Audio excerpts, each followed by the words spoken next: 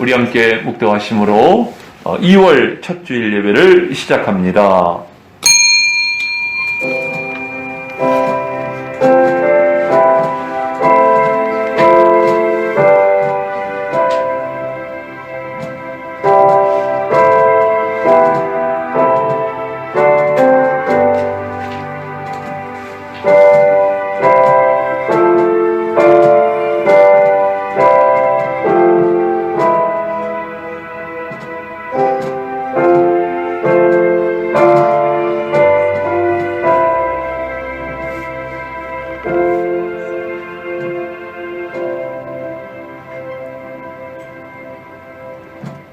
유수와 같은 세월을 살면서 어김없이 계절은 변화하고 시간은 바뀌어 갑니다. 이러한 가운데도 주님의 살아계심을 확신하며 믿음으로 살아가기를 원하는 주의 백성들, 특별히 변함없이 주님을 사랑하는 주의 권속들이 오늘도 거룩한 성일을 맞이하며 주님을 예배하기 위하여 주님 존전에 나왔습니다. 하나님, 2월 첫 주일을 맞이한 저희들 하나님의 긍휼과 자비와 풍성한 은혜를 충만히 체험하는 이 예배 시간이 되어지기를 원하옵나이다. 세상은 코로나로 대선으로 시끄러운 가운데 있지만은 주님을 향한 변함없는 우리의 믿음, 하나님의 은혜 가운데 견고하게 하옵시고 이 시간도 주실 은혜를 사모하며 주님 존전에 나와 예배하오니 주님 저희들의 심령 가운데 임하여 주시고 충만하신 은혜와 사랑으로 함께하여 주시옵소서. 신앙을 고백함으로 시작하는 예배의 모든 순서를 주님께 의탁하오며 예수님의 이름으로 기도하옵나이다. 아멘. 우리 함께 신앙 고백하시겠습니다. 나는 전능하신 아버지 하나님 천지의 창조주를 믿습니다. 나는 그의 유일하신 아들 우리 주 예수 그리스도를 믿습니다. 그는 성령으로 잉태되어 동정녀 마리아에게서 나시고 본디오 빌라도에게 고난을 받아 십자가에 못 박혀 죽으시고 장사한 지 사흘 만에 죽은 자 가운데서 다시 살아나셨으며 하늘에 오르시어 전능하신 아버지 하나님 우편에 앉아 계시다가 거기로부터 살아있는 자와 죽은 자를 심판하러 오십니다. 나는 성령을 믿으며 거룩한 공교회와 성도의 교제와 죄를 용서받는 것과 몸의 부활과 영생을 믿습니다. 아멘. 우리 찬송 79장 함께 부르시겠습니다.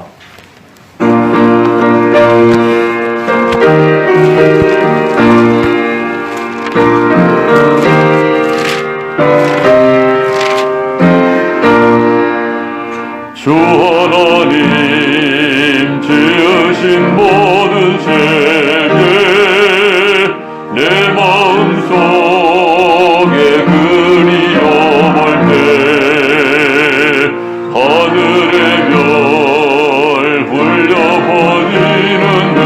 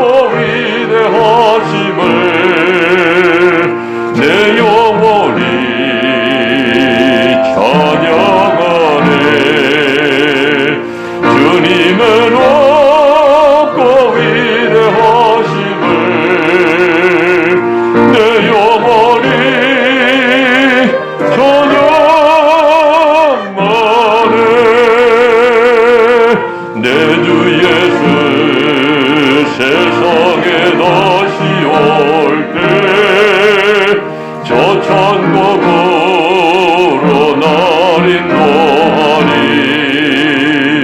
낙엽소리 엎드려 경배하며 영원히 주를 찬양하리라. 주님은 없고 위대하심을 내 영혼이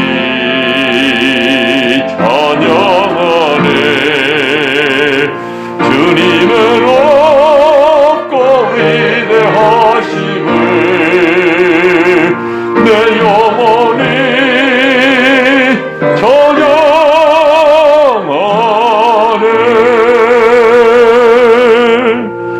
아멘. 우리 성취교독은 찬송가 뒤에 있는 10계명입니다.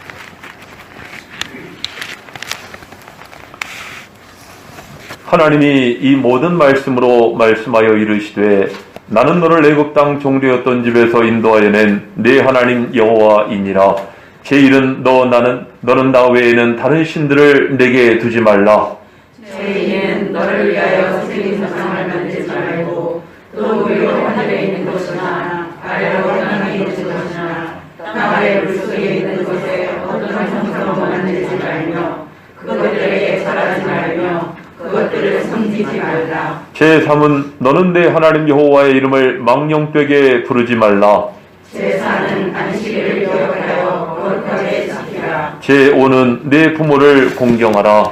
제6은 살인하지 말라. 제7은 간음하지 말라.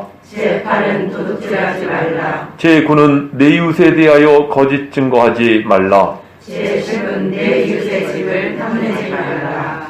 예수께서 이르시되 내 마음을 다하고 목숨을 다하고 뜻을 다하여 주 너희 하나님을 사랑하라 하셨으니 이것이 크고 첫째 되는 계명이요 둘째도 그와 같으니 내 이웃을 내 자신같이 사랑하라 하셨으니 이 두 계명이 온 율법과 선지자의 강령이니라. 아멘.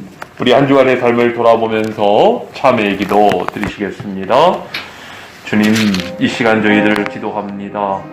우리 지난날에 또 지난 한 주간의 삶을 돌아보면서 하나님 이 시간 참회하며 또 저희들이 정결케 되기를 원합니다. 하나님, 저희들 말과 행실과 또 우리의 범사가 하나님 앞에 부족하고 허물 많았음을 고백합니다. 이 시간 저희들을 긍휼히 여겨주시고 십자가의 보혈로 씻어주시옵시며 성령의 불로 거룩하게 하여 주시옵소서. 아버지 하나님, 하나님을 향한 우리의 중심이 다시 새로워지고 뜨거워지고 또 하나님을 향한 온 마음으로 주님을 섬기는 저희들 되어지기를 원하옵나이다. 자원하는 마음을 주시고 하나님 뜨거운 열정도 주시고 특별히 믿음의 마음을 허락하여 주셔서 진리 안에 믿음 안에 신앙 가운데 굳건하게 하여 주시옵소서. 너는 여호와를 기다릴지어다. 강하고 담대하며 여호와를 기다릴지어다. 아멘.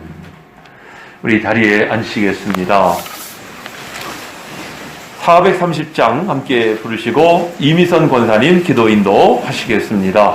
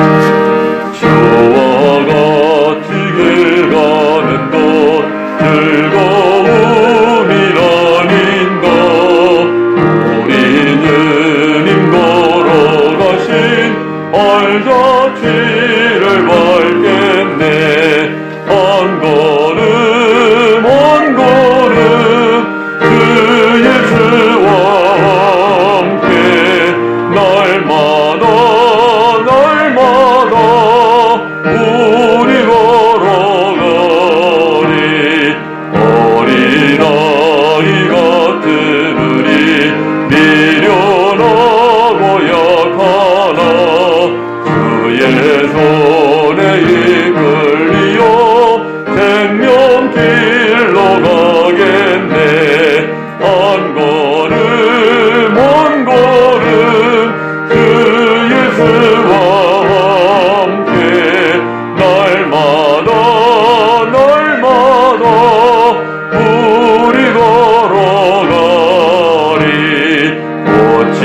비는 들판이나 험한 골짜기라도 주가 인도하는 대로 주와 같이 가겠네. 한 걸음 한 걸음 주 예수와 함께 날마다 날마다 우리 걸어가리. 옛선지자에도 같이 우리들도 천국에 끌려 올라갈 때까지 주와 같이 걷겠네. 한 걸음 한 걸음 주 예수와 함께 날마다 날마다 우리 걸어가리.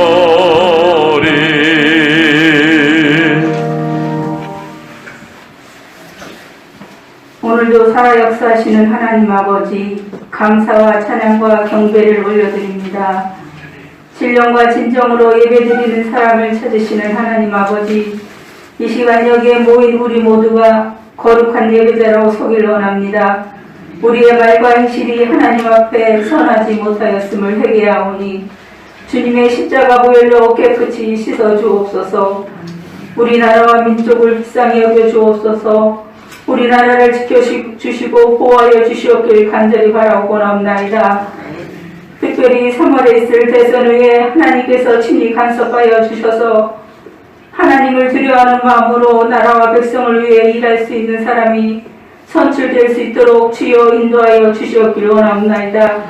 주님의 뜻 안에 세우신 새로운 교회가 하나님의 선한 사역을 감당할 수 있는 은혜와 능력을 주셔서 영적 지경과 사역의 지경이 확장되게 하여 주옵소서.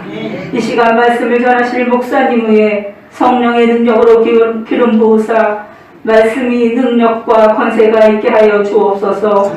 말씀을 통하여 지치고 상한 심령이 치유받는 시간, 육신의 질고가 치유받는 은혜의 시간이 되게 하여 주옵소서. 이 예배가 하나님께 영광이 되며 우리에게는 하나님 은혜와 축복의 시간이 될 줄 믿사오며 우리를 죄에서 구원하신 예수님의 이름으로 기도드리옵나이다. 아멘.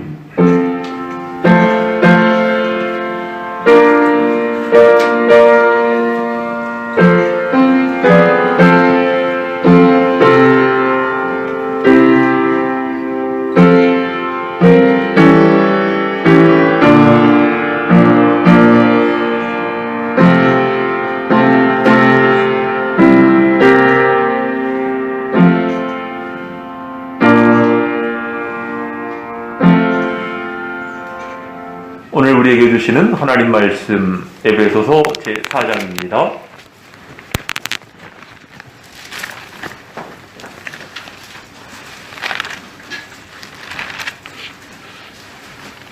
에베소서 4장 11절로 16절까지 말씀입니다.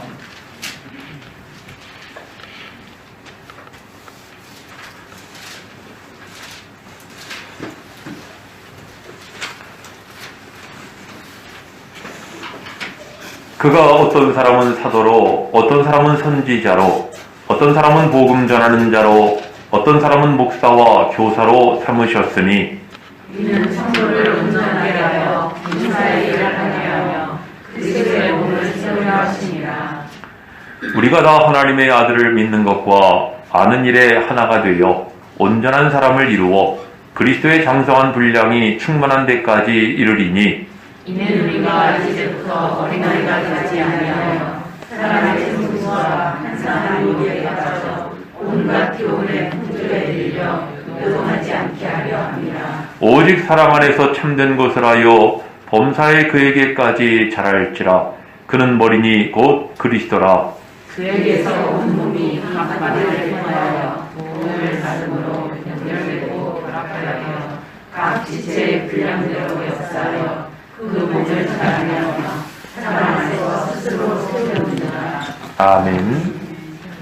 이 시간에는 신앙 성장 이라는 제목으로 말씀을 전해드립니다. 하나님께서 우리 모두에게 큰 은혜 주시기를 원합니다. 우리 모두가 다 우리 신앙이 성장하기를 원하지요. 원하지 않는 사람은 아무도 없을 거예요. 우리 신앙의 성장은 과연 어떻게 이루어질 수 있는가 하는 것인데요. 이런 우리 사람이 성장하는 과정을 보면 처음에 태어나서 이제 아기의 단계, 또 어린이의 단계를 거쳐서 학생의 단계, 청년의 단계, 장년의 단계, 그리고 노년의 단계에 이르게 되지요. 인생이 거쳐가는 예외 없는 과정입니다. 우리 사람의 성장만 그런 것이 아니고 학교에 들어간 학생도 마찬가지죠. 처음엔 유치원 교육을 받고 초등학교, 중학교, 고등학교, 대학교로 진학하면서 점점 학문의 폭이 넓어지고 또 학문의 깊이가 깊어지는 것을 볼 수가 있어요. 또 그런가 하면 직장도 그래요. 회사의 직급 체계를 보면 처음에 들어간 사람을 신입이라고 그러는데요. 신입의 단계에 있다가 말단 직원 단계에 있다가 나중에 이제 주임이 되고 대리가 되고 또 이제 과장이 되고 또 차장이 되고 부장이 되고 임원의 단계로 진출을 하게 됩니다. 군대 조직은 말할 것도 없죠. 우리가 다 잘 알고 있죠. 그 세상의 모든 일은 이렇게 절차가 있고 단계가 있고 과정이 있다는 것입니다. 특별히 이제 낮은 단계로부터 높은 단계로 점점 이렇게 상승해 가는 것을 볼 수가 있어요. 특히 이 어떤 과정이 됐든 간에 처음에는 다 시행착오를 겪게 마련입니다. 처음부터 잘하는 사람이 누가 있겠어요. 처음에는 실수도 하고 엎치락뒤치락 하면서 배워가는 것 아니겠습니까? 그런 과정 속에서 점점 이제 배우고 훈련을 받게 되고 그러면서 경험이 쌓이게 되는 거예요. 그러다 보면 그 방면에 전문가가 되어지는 것이죠. 그 능력을 인정받게 되면은 회사가 됐든 어느 분야가 됐든 그 방면에 책임자가 되는 것이고 다른 사람을 지도하는 또 다른 사람을 커버하는 그런 그 지도자의 자리에 오르게 되는 것입니다. 여러분들 세상의 모든 일은 분야가 다 다르지만 그래도 지금 여러분들에게 소개한 것 같은 이런 과정을 거친다는 점은 동일합니다. 누구나 다 거칠 수밖에 없어요. 여기서 중요한 것은 어떻게 배웠느냐라는 거예요. 어떻게 훈련을 받았느냐. 여러분들 초등학교 과정을 제대로 밟은 사람이 중학교에 가서도 열심히 할 수가 있고 또 중학교 과정을 잘 마친 사람이 고등학교도 성공적으로 할 수 있는 것 아니겠습니까? 제 또래의 사람들은요, 처음에 중학교 가서야 영어를 배웠어요. 그러니까 중학교 들어가기 전까지만 해도 영어를 구경도 못하고 있다가 중학교에 가서 영어를 배웠는데, 근데 저는 지금도 중학교 1학년 처음 배운 영어를 지금도 기억합니다. 너무 신기해서. 그때 배운 영어가 뭐였는 줄 아세요? I am Tom. I am a boy. You are Jane. You are a girl. 여러분들 요즘 같으면요 5살 때 배우는 거를 우리는 그때 중학교 가서야 배운 거예요. 영어 단어도 이 꼬부랑글씨도 낯섰는데다가 무슨 문법을 배운다고 문장에 1형식이 있고 2형식이 있고 3형식이 있고 주어 다음에 동사가 오고 또 주어 동사 다음에 목적어가 오고 보어가 오고 이런 형식을 배우다 보니까 영어를 하려고 그러면은 다 거기다 끼워 맞추려고 주어는 뭘 써야 되고 어떤 동사를 써야 되고 그다음에 목적어로 동명사가 맞느냐 틀리느냐 투부정사를 쓰느냐 마느냐 이걸 가지고 씨름하다 보니 무슨 영어가 되겠어요? 문법 가지고 분석하다 보니까 영어가 될 리가 없죠. 요즘 자라나는 사람들은 어떻게 영어를 배웁니까? 뭘로 배울까요? 노래로 배우죠? K-팝이라든가 BTS 이런 사람들이 주로 영어로 노래를 부르는데 너무 유행하는 노래니까 다 그걸 따라하고 다 외워버려요. 그러니까 발음이라든가 이런 영어의 이런 것들을 다 이제 섭렵하고 이것을 외우다 보니까요. 그러는 과정에서 영어가 어떤 것이라는 것을 알게 되고 또 그러면서 이제 마치 모국어도 아닌데 모국어를 하는 사람처럼 영어가 익숙해지게 되고 또 영어가 습관화될 수가 있다는 것이죠. 그 다음에 가서야 영어의 구조가 어떤지를 배워야 되는데 저는 영어를 거꾸로 배운 거죠.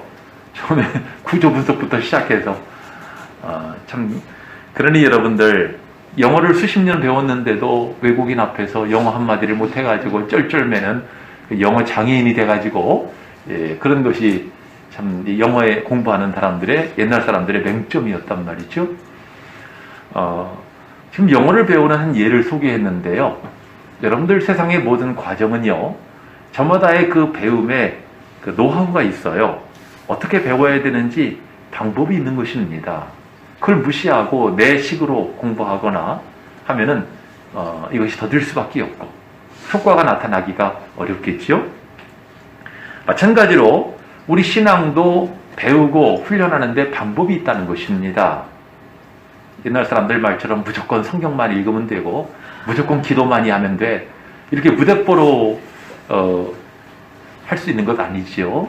또 그런가 하면 뭐 성경 공부한다고 무슨 원어는 어떻고 시대적 배경은 어떻고 또 뭐 그런 구조 분석이나 이런 걸 성경을 가지고 이런 걸 공부해 가지고 이런 것만 공부해 가지고는 신앙이 성장하기가 어려워요.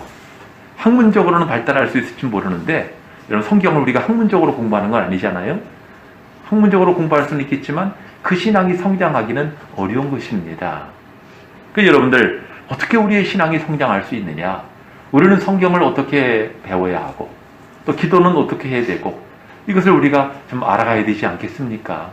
그런 점에서 오늘 이 시간 설교 제목은 우리에게 참 중요한 제목이라고 할 수가 있겠어요. 오늘 우리가 본문 말씀을 같이 교독을 했는데 사도 바울은 에베소 교회와 성도들이 신앙이 성장을 해서 온전한 교회, 온전한 신앙인이 되기를 바랬습니다. 그래서 여러분들 오늘 본문을 보시면은 주님께서 교회의 각 직분자를 세우신 것은 무엇을 위함이라는 것입니까? 왜 교회 직분자가 있는 거예요? 성도를 온전케 하고 봉사의 일을 하게 하고 그리스도의 몸을 세우려 하심이라 그랬어요. 반대로 말하면요, 자, 직분자가 세워져 있음에도 불구하고 봉사하는 사람이 없고 또 그 그리스도의 몸이 세워지지 않는다고 한다면은 뭔가 잘못된 것 아니겠습니까? 성도가 어떻게 온전케 될 수 있을까요? 지금 여러분들 봉사일을 한다, 온전케 된다, 그리스도의 몸을 세운다, 한마디로 말하면 온전케 되는 것인데 성도는 어떻게 온전케 될 수 있느냐? 오늘 말씀을 보니까 하나님의 아들을 믿는 것과 아는 것과 그 다음에 15절에 있는 것처럼 사랑 가운데 참된 것을 행할 때, 줄여서 얘기하면 믿고 알고 행할 때, 그것이 균형을 이룰 때 그것이 온전한 신앙이 될 수가 있다는 것입니다. 그러면서 그 과정을 통해서 우리는 그리스도의 장성한 분량에 이르게 된다는 것이지요. 참 여기서 우리가 여러 가지를 생각해 볼 수가 있지만은요, 이 내용을 보면 먼저는 주님을 믿는 것입니다. 주님을 믿고 나서 주님을 깨달아 아는 거예요. 세상에서는 뭐 분석하고 연구하고 해서 그것을 받아들입니다만은 신앙이라고 하는 것은 먼저 주님을 믿고 그 후에 주님에 대해서 알아가는 것이고 깨달은 바를 가지고 행하는 것이지요. 여기서 우리는 예수님께서 제자들을 어떻게 온전함에 이르도록 훈련하셨는가 하는 걸 좀 살펴볼 필요가 있는데요. 여러분들 만약에 예수님이 그 시대에 성경을 가르치기를 원하셨다면 여기저기 돌아다니실 일이 아니죠. 그냥 한 곳을 정해서 제자들과 따르는 무리들 다 모아놓고 그 당시에 율법서, 그 율법을 해석해 놓은 미드라시라고 하는 율법 해석서 갖다 놓고 가르치면 돼요. 그러지 않습니까? 뭘 그렇게 돌아다니고 그럴 필요 뭐 있어요. 그냥 한 자리에 앉아가지고 다 오라고 그래가지고 학교식으로 만들고 율법 가르치면 돼. 그럼 성경을 가르치는 것입니다. 근데 예수님이 무슨 일을 하셨어요? 예수님이 세상에서 하신 일을 세 가지로 나타내고 있죠. 마태복음 4장과 9장에 나오는데요. 특히 마태복음 9장 35절을 보시면은 그들의 회당에서 가르치시며 천국 복음을 전파하시며 백성 중에 모든 병과 모든 약한 것을 고치시니라. 이 세 가지 일이 주님이 행하신 일이에요. 주님은 왜 이 같은 일을 하신 것입니까?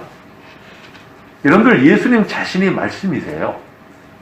예수님은 성경을 통해서 예수님도 성경을 물론 읽으셨지만은, 그러나 예수님은 율법보다 나은 의요, 또 율법의 완성자가 아닙니까?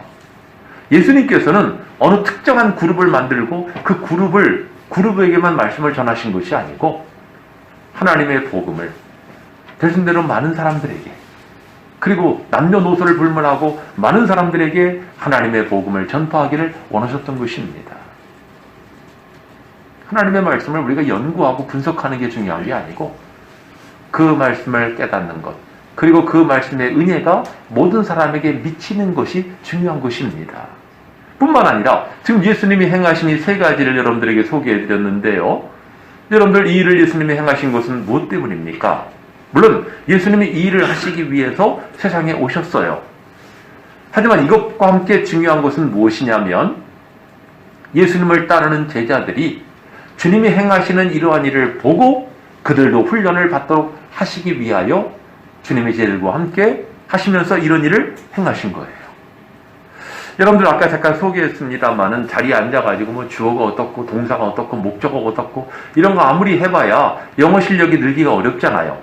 이것처럼 주님이 제자라고 앉아가지고 얘들아, 제자는 이래야 하느니라, 제자는 저래야 하느니라, 이건 옳고 이건 틀리고 그러고 있으면은 예수님이 그렇게 안 하셨다는 것입니다.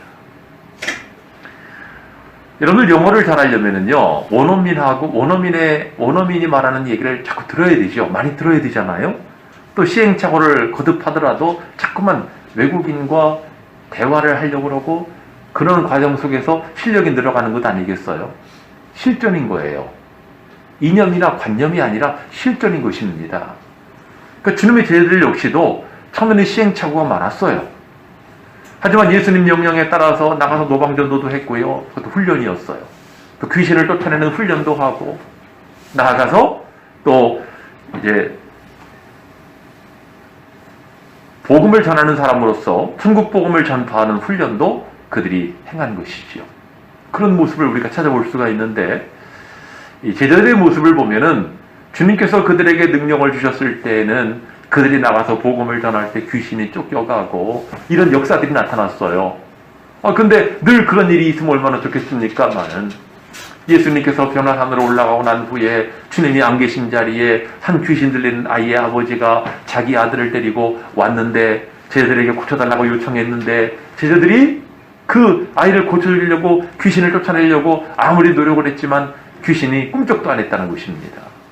성경에 나와 있지 않지만 아마 귀신이 가소롭다는 식으로 비웃었을 것 같아요. 그때 이제 주님이 오셔가지고 한마디로 귀신을 쫓아버리십니다.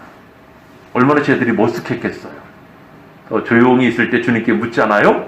주님, 왜 우리는 귀신을 쫓아내지 못했습니까? 하고 물으니까 마태복음 17장에서는 예수님이 너희 믿음이 부족한 연곤이라 그러셨어요. 동일한 사건을 말씀하고 있는 마가복음 9장을 보니까 기도 외에 다른 것으로는 이런 종류가 나갈 수 없느니라 그러시는 거예요. 말이 다른 것 같지만 내용을 놓고 보면 하나예요. 믿음이 부족하다, 기도가 부족하다 하는 이야기인데, 이 둘을 합하면은 그들이 아직 믿음의 훈련이 되어 있지 않다는 것입니다. 신앙의 훈련이 되어 있지 않다는 거예요. 저도 그런 일이 있습니다만은 처음부터 무슨 귀신아 나가라 그러면서 처음부터 막 이렇게 하잖아요. 처음부터 귀신이 막 놀라 자빠지고 막 달려 쫓겨나가고 그러면 얼마나 좋겠습니까만은 처음에는 그렇지 않지요. 여러분들 이것도요, 정말 주님 앞에 기도를 훈련하면서 점점 우리가 귀신을 쫓아내는 훈련도 필요하다는 것입니다. 우리는 여러분들 제자들이 오순절 사도행전 2장 오순절마가 연회 다락방에 성령이 임하시고 그 후에 그들이 권능을 받고 능력을 받아가지고 귀신도 쫓아내고 또 권능도 행하고 병든 자도 고치고 이런 역사가 나타난 것만을 우리가 생각하는데, 그 이전에 그 단계에 이르기까지 수많은 시행착오들이 있었다는 것을 우리가 알아야 합니다. 주님과 함께하는 과정 속에서 그들은 계속 훈련을 받은 거예요. 우리도 마찬가지입니다. 당장 뭔가를 시도했는데 안 된다고 그래가지고 에이 안 되나 봐 하고 포기할 것이 아니고, 안 되더라도 자꾸 우리가 시도하고 노력을 해야 한다는 것입니다. 제가 교회사를 공부하다 보니까요, 어느 유명한 분이, 제가 이름은 말하지 않겠어요. 한국 교회의 아주 유명한 목사님이에요. 근데 그분이 1921년인가요? 그 당시에 귀신 들린 사람을 고치고 싶어가지고 막 귀신아 나가라 그러면서 예수 이름으로 쫓겨내가는데 꿈쩍도 안 하더래요. 그래서 계속 포기하지 않고 계속 시도를 했더니 10년 만에 귀신이 쫓겨가더래요. 물론 여러분들, 귀신을 쫓아내는 것도 우리 힘으로 하는 건 아니지요. 하나님의 능력을 힘입어야 되는 게 맞는데, 우리가 이분의 사건을 통해서 무엇을 깨닫느냐면은, 당장 귀신이 들렸다, 병이 들렸다, 당장에 질병아 물러가라, 귀신아 쫓겨가라 하고 이야기한다고 해서 다 쫓겨가고 다 나가면 여러분들이 다 예수님이게요? 처음에는 안 되더라도 우리가 계속적으로 시도하고, 그럴수록 내 믿음이 아직 부족하구나 하고 주님을 더 신뢰하고 더 기도하면서 자꾸 이 일에 우리가 열심을 내게 되면은 마침내 귀신이 쫓겨가는 역사가 나타난다는 것이죠. 지금 여러분들에게 훈련을 이야기하고 있는 것입니다. 우리 신앙은 어떻게 성장을 할 수가 있습니까? 첫 번째는요, 여러분들이 듣기가 거북할지 모르겠지만은 첫 번째는 바로 모방과 반복이에요. 한번 따라해 봅시다. 모방과 반복. 이 모방이라는 말을 좋아하는 사람은 아무도 없는데요. 예수님께서 제자들과 함께 계실 때 제자들에게 집중적으로 훈련시키신 것이 믿음의 훈련이었어요. 예수님은 다른 것 때문에 제자들을 혼내신 적은 별로 없어요. 근데 믿음 때문에 예수님은 제자들을 꾸중하십니다. 바람과 풍랑 앞에 두려워 떨고 있는 제자들을 보시면서 어찌하여 두려워하느냐, 믿음이 적은 자들아 하고 꾸짖으시지 않습니까? 그 믿음의 문제만큼은 예수님이 단호하셨습니다. 그 예수님께서는 아직도 두려워 떨고 있는 제자들을 보면서 예수님은 계속적으로 주님의 능력을 나타내십니다. 바람과 파도도 잔잔케 하시고 병든 자도 고쳐주시고 자꾸만 보여주시면서 그들의 믿음이 점점 성장하기를 원하셨던 거예요. 그 여러분들 제자들이 처음에는 몰랐죠. 주님을 따르긴 했지만 나중에 뭐라고 그래요? 제자들이 야, 이 사람이 어떤 사람인데 바람과 파도도 순종을 하는가? 그 사람들은 의아했어요. 그랬던 사람들이 주님이 하신 일을 경험하고 주님의 말씀을 듣고 그러면서 그들의 믿음이 점점 자라가게 되다가 결국 마태복음 16장에서 주님을 향해서 주는 그리스도시요 살아계신 하나님의 아들이신 아이다 하고 고백을 할 수 있게 된 것 아니겠습니까? 믿음의 발전도 마찬가지입니다. 한 번에 이렇게 믿음을 갖는 사람은 없어요. 자꾸만 우리가 주님의 은혜를 체험하고 또 주님이 하시는 일을 우리가 경험하면서 우리의 믿음이 점점 커지는 것이 아니겠습니까?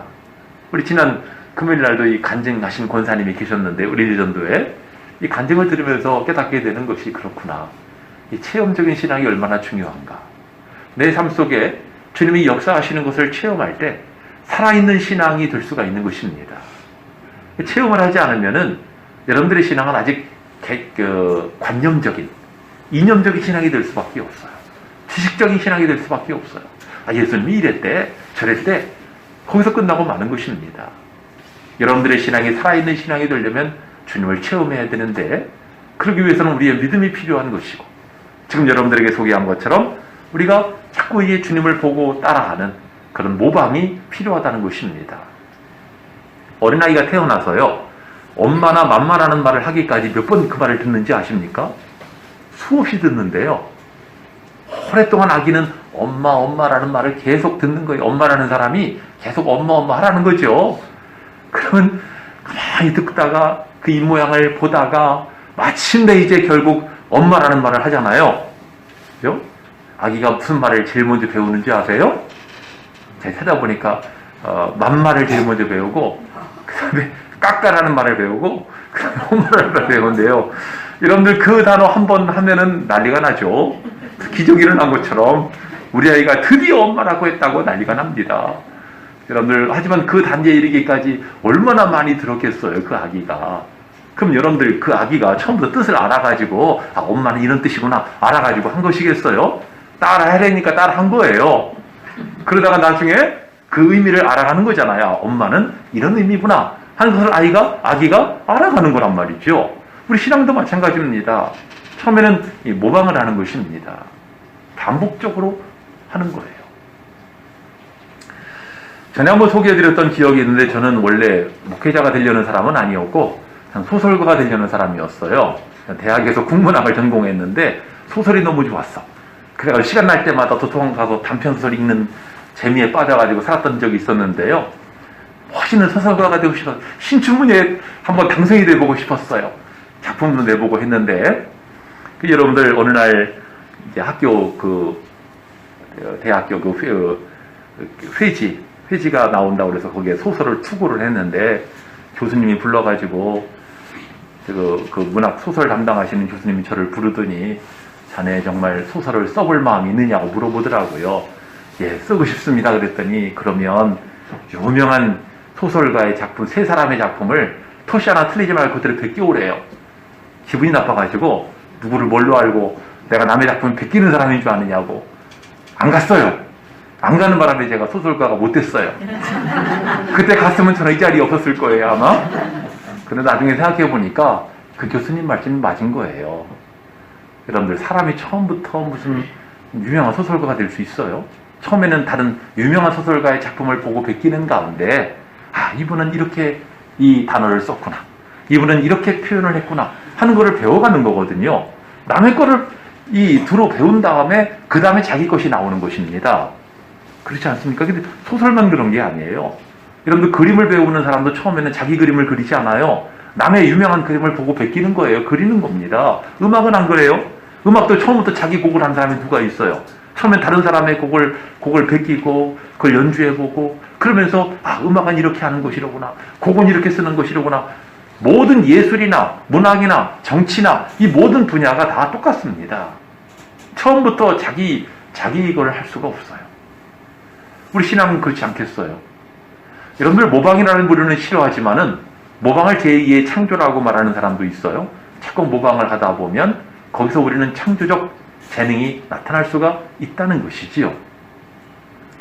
저도 몇 번 읽어봤습니다만은 성경 다음 간다고 하는 세계적인 명저, 그리스도를 본받아라고 하는 책인데요. 토마스 아 캠피스가 쓴 책이에요. 이분은 14세기의 수도사입니다. 이 그리스도를 본받아라는 책의 이름, 이 책의 명인데 이 책의 원 이름은 라틴어예요. 이미타치오 크리스티라는 책입니다. 라틴어인데요. 근데 이미타치오라는 라틴어에서 유래된 말이 영어 단어 이미테이션이라는 말이죠. 이미테이션 뭔지 아시죠? 근데 여러분들, 이 이미테이션 혹은 이미타치오라는 말의 뜻에는요, 모방이라는 의미가 있어요. 그러니까 그리스도를 본받아라고 되어 있지만 엄밀히 말하면 그리스도를 모방한다는 말입니다. 그러니까 토마스 아 캠피스는 정말 그리스도를 본받고 싶었고 그리스도를 모방하고 싶었어요. 예수님은 어떻게 생각하셨고 예수님은 어떻게 말씀하셨고 예수님은 무슨 일을 하셨는가, 그걸 자기도 해보고 싶은 거예요. 그래서 그거를 끊임없이 시도하고 끊임없이 이것을 노력하고 그러면서 주님과 주님의 말씀과 자기 자신을 일치시키고자 하는 그런 노력과 그런 묵상과 이런 내용을 기록하고 있는 것이 이 책입니다. 이 책의 후반부에 가보면요, 주님과 교제하는 가운데 받은 기도와 응답의 내용을 굉장히 기록하고 있어요. 그러니까 수없이 응답받고 수없이 주님께 묻고 그 내용이 기록되어 있는 것을 볼 수가 있는데, 여러분들, 우리 신앙이라고 하는 것은 이렇게 끊임없이 주님을 본받고자 하는 그런 과정을 통해서 우리가 성장이 되고 훈련을 받게 된다는 사실입니다. 여러분들, 처음 교회를 나와서 신앙생활하는 신자들은요, 목사님을 통해서 성경을 외워요. 그렇죠? 목사님의 설교를 통해서 성경을 배우지만 신앙은 누구한테 배울까요? 신앙은 다른 교인한테 배우는 거예요. 다른 교인이 어떻게 하나를 보면서 자기도 따라하지 않겠어요? 그럼 여러분들, 그 교회가 아주 기도를 뜨겁게 하고 열심히 신앙생활하는 사람들이 모여있는 교회 같으면은 그 교회 등록한 사람은 나도 괜히 교회를 열심히 나가야 될 것 같고 나도 열심히 성경을 읽어야 될 것 같고 그런 영향을 받게 됩니다. 그러나 믿음이 뜨거웠던 사람도 이렇게 어느 교회에 갔는데 등록을 했는데 그 교회가 냉랭하고 신앙도 별로 뜨겁지도 않고 그러면 나도 그렇게 되는 거예요. 신앙은 누구한테 배운다고요? 다른 교인한테 배우는 것입니다. 여러분들, 우리 신앙이 참 중요해요. 우리 신앙이라고 하는 것이 내 자신과 주님과의 관계이기도 하지만 이것은 결과적으로 다른 사람에게도 영향을 미친다는 것이죠. 지금 나의 모습이. 그래서 여러분들 이 교회 롤모델, 본받을 만한 모범적인 롤모델이 있다는 것은 복입니다. 아, 나는 이런 분을 본받고 싶어. 나는 이런 사람이 되고 싶어. 롤모델이 된다는 것은 참 본인에게도 행복이고 다른 사람에게도 큰 복이 되어지는 것이지요. 디모데전서 4장 7절 말씀을 보니까 경건에 이르도록 내 자신을 연단하라고 말씀하고 있어요. 경건한 사람이 되도록 끊임없이 자기 자신을 훈련하라는 것입니다. 이 말씀은 지금 여러분들에게 소개한 것처럼 끊임없이 모방하고 반복하고 시도하라는 것이지요. 여러분들 어느새 새해가 시작된 지 한 달이 훌쩍 지나가 버렸어요. 성구형 예배 드린 게 엊그제 같은데 벌써 한 달이 훅 지나가 버리고 벌써 구정 명절도 지나갔지 않습니까? 세월은 참 빠릅니다. 새해를 시작하면서 금년에는 우리 성경 일독을 해야 되겠다. 성경 읽기표도 나눠드렸는데 잘 읽고 계신가요? 또 우리가 열심히 이번 한 해 동안에 기도 생활에 힘쓰자고 새일에 새벽 기도도 하고 했는데 여러분들 지금의 기도 생활은 어떠신가요? 한 달쯤 지나고 나면은요 결심도 약해지게 되고 정신적으로도 해해질 수밖에 없습니다. 여러분들 다시 정신을 차리시고, 어제가 입춘이었어요. 이제는 봄이 시작되고 있는 이런 타이밍인데 우리가 다시 마음을 각성을 해서 신앙생활에 다시 열심을 내야 할 줄로 믿습니다. 따라해 봅시다. 예수님을 모방하자. 기분 나쁘게 생각하지 마시고 모방하는 일을 힘쓰시기 바랍니다. 두 번째는요, 관심과 열정이에요. 우리가 어떻게 신앙이 성장하느냐? 관심과 열정입니다. 여러분들 사람들은 자기가 관심 있는 분야에 열정을 갖게 되지요. 내가 좋아하는 일을 직업으로 삼기도 하고 내가 좋아하는 일을 내 취미 활동으로 하지 않습니까?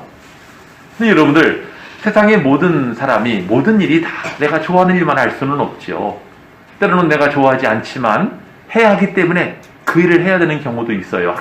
오늘 학생들 이야기를 많이 하는데 학생들이 학교를 가면은 영어 수학을 공부하잖아요. 저는 수학 잘하는 분들이 참 부러워요. 왜? 제가 수학을 잘 못해가지고 수학 잘하는 우리 교회는 수학 선생님도 계시는데 수학을 잘하는 분이 참 부럽습니다. 근데 여러분들 영어 수학 정말 이 학생들이 골치 아파하고 힘들어하는 부분인데 그래도 해야 되잖아요.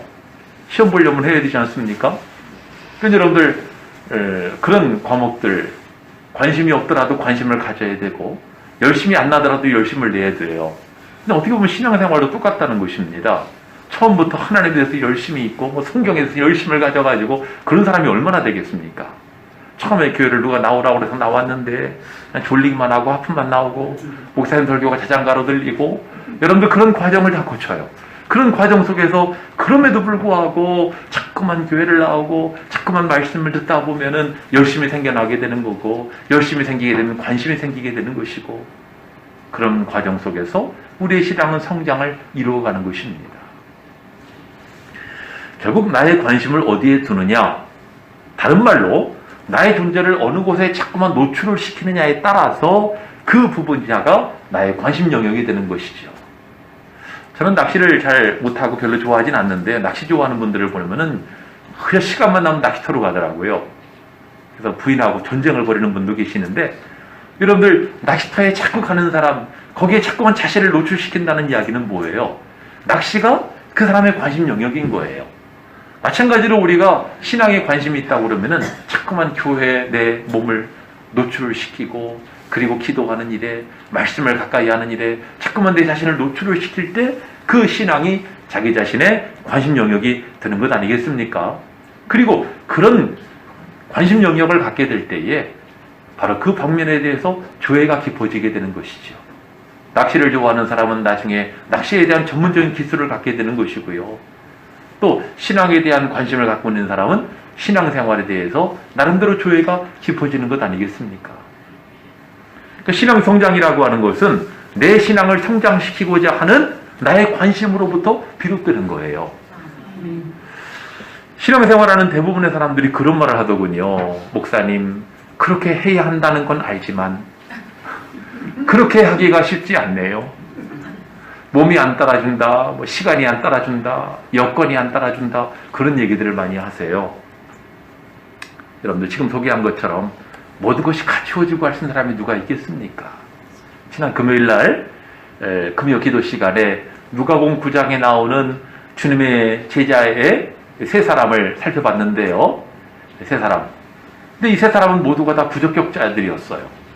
첫 번째 사람은 주님의 그 인기, 주님의 영광을 바라보면서 주님을 따르고자 한 거예요. 예수님은 인자는 머리 들 것도 없다고 그러셨죠. 두 번째 사람은 주님의 부르심보다 자기 아버지의 장례가 더 중요했던 것입니다. 내 아버지를 장례를 치러야 한다는 거예요. 세 번째 사람은 주님보다 가족이 더 중요했어요. 이 세 사람은 주님 앞에 합당치가 않았다는 겁니다. 여러분들 이 사람들의 이 이야기를 가만히 보면은 다 합당한 이유예요. 다 그럴 수밖에 없는 그런 상황인 것이고 그 사람의 입장을 보면은요 다 이해가 되는 이야기들입니다. 하지만 주님 앞에서는 합당치 않다는 거예요. 이 세 사람의 내용은 다 다르지만은 세 사람의 공통적인 것은 무엇입니까? 우선순위의 문제인 것입니다. 무엇에 우선적인 가치를 두고 있느냐 하는 것입니다. 신앙생활이라고 하는 것은 신앙생활을 중심으로 한다는 것은 주님께 우선적인 가치를 준다는 것을 말합니다. 단순히 여러분들이 교회를 많이 나온다 이런 것을만을 이야기하는 것이 아니라 여러분들의 일상의 삶 속에서 주님께 대한 관심, 주님을 많이 의식하고 주님께 대한 뜨거운 열심을 갖는 것을 말하는 것이지요. 지금 나의 우선순위가 어디에 있는가, 무엇에 제일에 관심이 있는가를 여러분들 자신을 돌아보시기를 바랍니다. 부동산에 있는가, 돈 버는 데 있는가, 취미활동에 있는가, 내 건강에 있는가, 이런 것들이 다 중요하지만 오히려 주님과의 나의 관계를 가로막는 장애물이 될 수 있다는 사실을 기억하시기 바랍니다. 여러분은 여러분들 자신의 신앙이 성장하기를 원하십니까? 그렇다면 신앙생활에 좀 더 열정과 관심을 가지시기를 바라고 신앙생활에 우선순위를 두시기 바랍니다. 나아가 주님을 본받고자 하는 반복과 모방을 통해서 여러분들의 모습이 점점 그리스도를 닮아갈 수 있기를 원합니다. 제가 신학교 다닐 때 우리 신학생들에게 가장 인기 있는 과목이 교회 성장학이었어요. 이 과목은 수강 신청이 하도 선착순으로 너무 많아가지고요. 특히 그 시대에는요, 한국교회가 크게 성장을 하다가 주춤하던 때였습니다. 그러다 보니까 많은 신학생들이 교회 성장에 대한 아주 지대한 관심을 갖고 그 과목을 들어보려고 아주 서로 간에 맞다투었죠. 근데 지금 생각해 보면은 교회 성장하기 중요한 게 아니고 신앙 성장하기 더 중요했다는 사실입니다. 여러분들 성도들의 신앙이 성장하지 않았는데 교회 성장만 추구한다면 그것은 모래에 집을 짓는 거하고 다를 바가 없는 것입니다. 초대교회 시대는 어땠어요?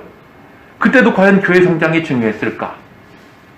저는 개인적으로 교인들의 신앙 성장이 더 중요했다고 저는 봅니다.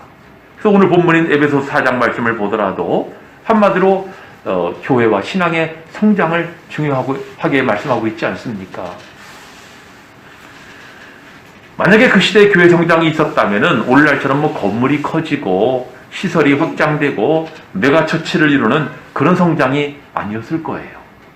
각처에 그리스도의 복음이 전파됨으로 믿는 사람들의 공동체가 많이 생겨나는 그러한 교회 확장, 이것을 중심으로 하지 않았겠습니까? 그리고 이것은 바로 성도들의 신앙이 성장할 때 나타나는 열매인 것입니다. 여러분들 왜 우리 신앙이 성장해야 되는 것이에요? 우리 자신이 그리스도와의 온전한 관계 속에서 복되고 또 거룩하고 소망 있는 삶을 살기 위함입니다. 나아가 나의 성장으로 인해 다른 사람에게 그리스도의 복음이 전파될 뿐만 아니라 다른 사람에게 그리스도의 선한 영향력이 미치도록 하는 데 의미가 있는 것입니다.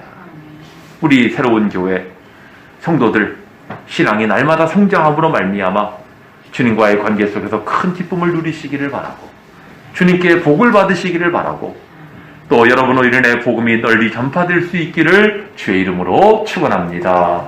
우리 찬송 부르시겠습니다. 325장 함께 부르시고 우리 결단의 기도 드리시겠습니다.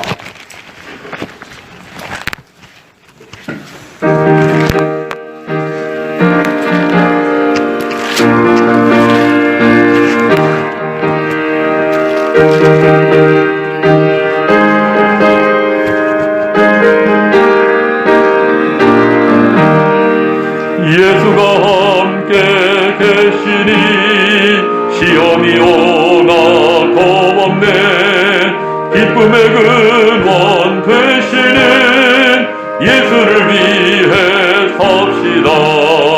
날마다 주를 섬기며 언제나 주를 기리고 그 사랑 안에 살면서 딴 길로 가지 맙시다. 이 세상 사는 동안에 주 이름 전파하면서 무한한 복락 주시는 예수를 위해 삽시다. 날마다 주를 섬기며 언제나 주를 기리고 그 사랑 안에 살면서 딴 길로 가지 맙시다.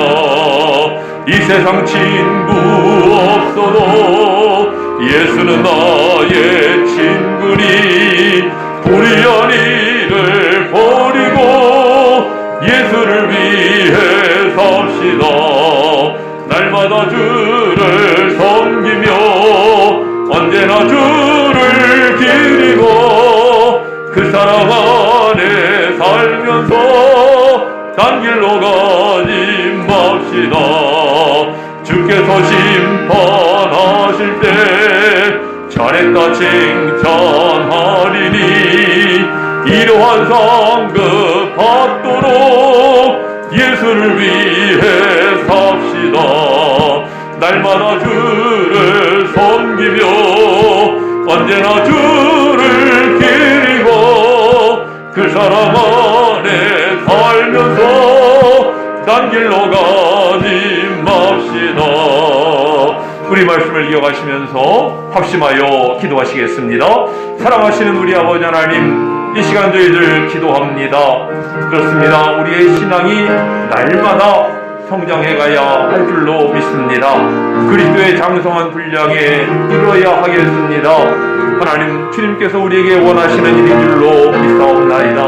하나님, 우리의 신앙이 성장함으로 말미암아 나 자신도 주님과의 온전한 관계 속에서 복을 누릴 뿐만 아니라 나로 인해 다른 사람들이 복을 받으며 그들에게도 복음이 전파되며 그들도 하나님의 귀한 사랑을 깨달아 하나님의 그 사랑의 메신저의 역할을 바로 할 수 있는 그러한 진정한 그리스도의 사람들, 그리스도의 전파자들이 다 되어야 할 줄로 믿사옵나이다. 이 시간 저희들에게 자원하는 심령을 허락하여 주시옵시고 결단의 마음을 허락하여 주셔서 주님을 바로 알고 주님과의 온전한 관계 속에서 온전함을 이루면서 하나님의 귀한 사랑을 이루어가는 저희들이 다 되게 하여 주시옵소서. 주님, 세상은 복잡하고 또 수많은 소식들이 들려옵니다.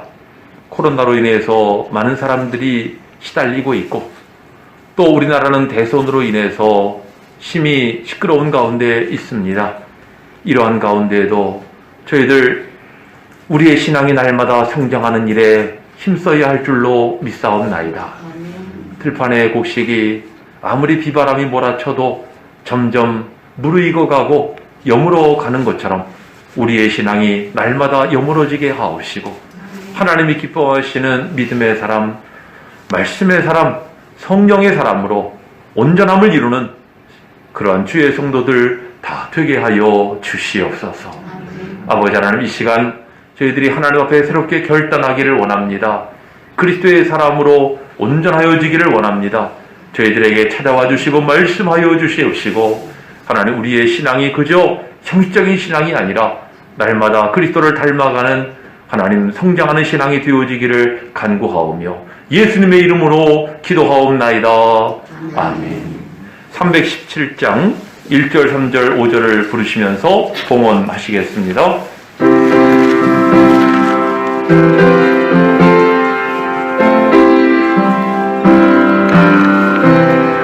내 주 예수 주시는 예 한옥권 내 주 앞에 이 적은 것 받으리니 주 예수여 내 정성을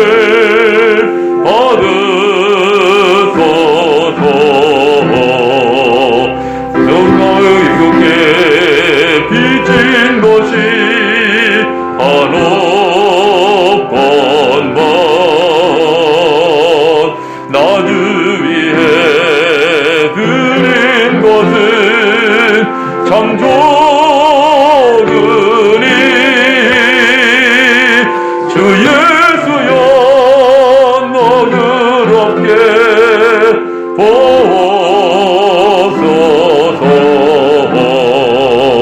주 널 위해 그 귀하신 몸 버리사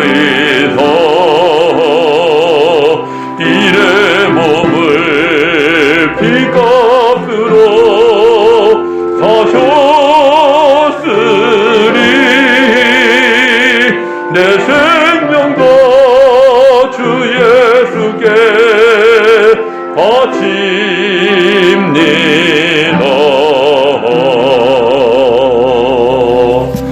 예, 지난해 여러분들이 예물 드리셨습니다. 가운데 감사 예물 탁정수 권사님 드리셨습니다. 또 허춘옥 권사님 범사에 감사합니다. 예물 드리셨습니다. 기도하시겠습니다. 사시고 참되신 하나님, 우리의 영광의 주님, 우리의 삶을 주관하시고 주의 성도들의 범사를 선한 길로 이끄시는 줄로 믿사옵나이다. 주님을 사랑하는 권속들이 오늘도 주님의 은혜에 감사하며 여러가지 명목의 예물을 주 앞에 드리옵나이다. 이 예물을 통해 주님 영광받아 주시옵시고 저희 삶이 복되게 하옵시며 날마다 하나님의 성령의 인도함을 받으며 우리의 믿음과 신앙이 성장해가는 주의 권속들 다 되게 하여 주시옵소서. 아버지 하나님, 저희들이 험난한 세상을 살고 있지만 이 시대 가운데에서 저희의 가정을 붙드시고 특별히 저희의 심령을 주장하여 주셔서 악한 것들이 혹이라도 만지거나 틈타지 못하도록 굳게 붙잡아 주시옵시고 특별히 저희의 생업을 붙들어 주셔서 하나님이여 날마다 창대한 복을 누리는 주의 권속들 주님의 식구들 되게 하여 주시옵소서. 하나님, 몸으로 봉사하는 산재물도 있습니다. 주님 일일이 기억하여 주시옵시고 저희의 헌신과 봉사가 하나님 나라의 귀한 열매가 되게 하옵시고 봉사할 때 저희의 마음이 기쁨이 충만하게 하옵시고 건강하게 하옵시고 하나님의 인도하심을 힘입는 주의 사람들 되게 하여 주시옵소서. 하나님, 여러 가지 일들로 말미암아 고통 가운데 있는 이들도 있고 또 질병으로 신음하는 이들도 있습니다. 주님 긍휼히 여겨 주시옵시고 십자가의 보혈의 손길로 어루만져 주심으로 모든 병마가 물러가게 하옵시고 건강한 몸으로 주님을 위해 일할 수 있도록 인도하여 주시옵소서. 출탄 권속들 붙잡아 주시옵시고 군문에 있는 아들 가운데도 함께하여 주셔서 강건하게 하시고 믿음에 부요한 주의 백성 되게 하여 주시옵소서. 이 모든 각양 예물들, 헌신의 제물들 우리 주님 기쁘게 연락하시고 복 주심을 믿고 감사하오며 예수님의 이름으로 기도하옵나이다. 아멘. 교회 소식 말씀드립니다. 주보 뒷면을 참고해 주시기 바랍니다. 남선교회 2월 조찬 모임이 돌아오는 토요일 오전 7시에 있겠습니다. 또 다음 주일 2부 예배 후에는 남선교회 원례회로 모입니다. 금요 기도 계속 여러분들에게 광고 말씀을 드립니다만은 각 기관별로 돌아가면서 이제 주관을 하고 있어요. 이번 주에는 이 여전도회가 금요 기도를 모임을 주관하겠습니다. 이 연도회가 아닌 다른 분들도 함께 열심히 참여하셔서 기도하고 은혜 받는 귀한 시간 되시기를 바랍니다. 제자훈련 1기 공부하신 분이 6분이 계시는데 2과정까지 끝냈고 3과정을 아직 못해서 코로나가 터지면서 못했는데요. 제자훈련 1기 제3과정 재개를 위해서 다음 주일 일부 예배 후에 모이겠습니다. 생각을 좀 많이 했어요. 이번에 2기도 모집을 하고 2기도 시작을 하려고 했는데 현재 코로나가 오늘 3만 명이 넘는다고 그러죠. 그래서 확산되는 가운데 있어서 조금 더 인내심을 갖고 좀 기다려야 될 것 같습니다. 일단은 1기부터 먼저 재개를 하도록 하겠어요. 그래서 1기 하셨던 6분 우리 다음 주일 1부 예배 후에 모임을 위해서 모임을 갖도록 하겠습니다. 그리고 권사회에서 바자회로 참기름 들기름을 판매합니다. 아주 좋은 품질의 참기름 들기름이라고 들었는데요. 여러분들 많이 관심을 가져주시고 문의해 주시고 또 애용해 주시기를 바랍니다. 예, 떡 나눔, 우리 지난 주간에 이사하신 우리 송종원 성도님, 황선아 집사님 가정에서 주님의 은혜에 감사해서, 이사를 감사해서 시루떡을 나누어 드립니다. 여러분들 맛있게 드시고 우리 이사 축하한다고 인사 나눠주시기를 바랍니다. 중보기도 제목, 교회 비전과 목회 사역의 열매를 위해 기도해 주시기 바라고, 또 교회와 성도의 신앙의 성장을 위해서, 또 점점 확산되는 코로나의 위기를 잘 극복할 수 있도록 우리 공통의 기도 제목을 갖고 우리 기도해 주시기를 바랍니다. 우리 다 일어나셔서 53장 부르시고 축도함으로 마치겠습니다.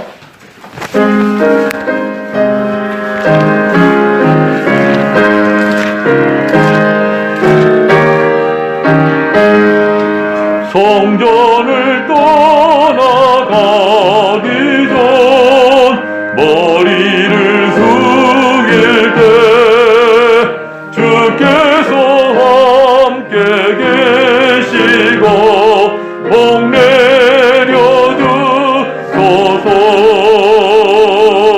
집으로 돌아가는 길 주동행하시고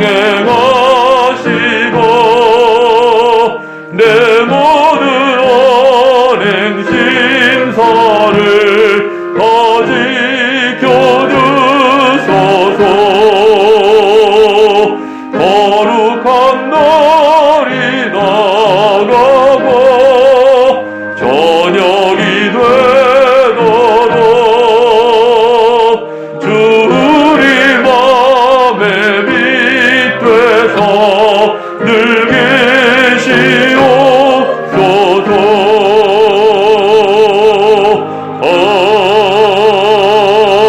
아멘.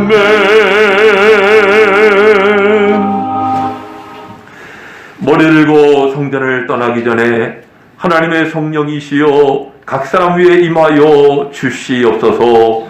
지금은 우리 주 예수 그리스도의 십자가 구속의 크신 은혜와 우리 아버지 하나님의 무한하신 사랑과 성령님의 가와 감동 교통 충만하심이 날마다 신앙이 성장하기를 소망하고 결단하는 이 자리에 함께한 모든 주의 권속들 가운데 지금부터 영원토록 함께 하오시기를 간절히 축원하옵나이다. 아멘.